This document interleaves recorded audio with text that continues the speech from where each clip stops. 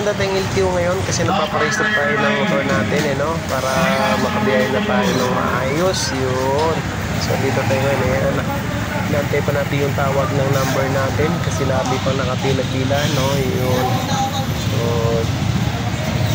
kanina guys, madami pa nakapila dito. So, dahil nagkaroon ng problema sa LTO, nag-down yung system nila, hindi binabasa yung yung insurance, kayo nag-uwian ng iba, medyo konti na lang, no? Konti na lang yung nakapila na bawasan.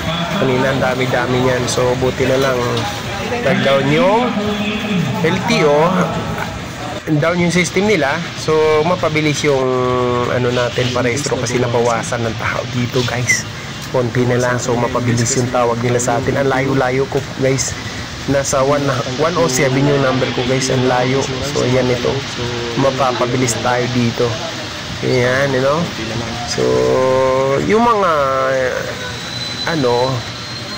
hindi naghihintay, ayan, talo. Yung mga naghihintay, yun yung mga nagwawagi, so yun na, laban lang para magpugi tayo. Ito, guys, dito na tayo sa tapos na tayo sa emission niya, sa emission. So ayun, guys, nakauwi natin sa bahay at ito na yung itsura ng motor natin pagkatapos natin magparehistro. Ayun, tinanggal yung sticker niya dito, kulay itim. Tinanggal kasi puti kasi yung kulay niya sa rehistro niya, puti.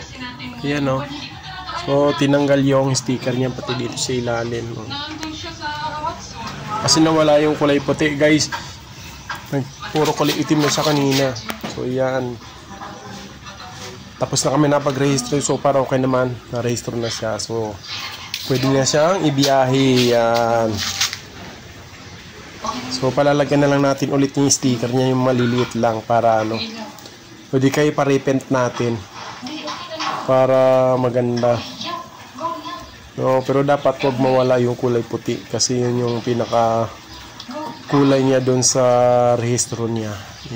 Yun. So yan po ang update natin ngayon, guys. Yun.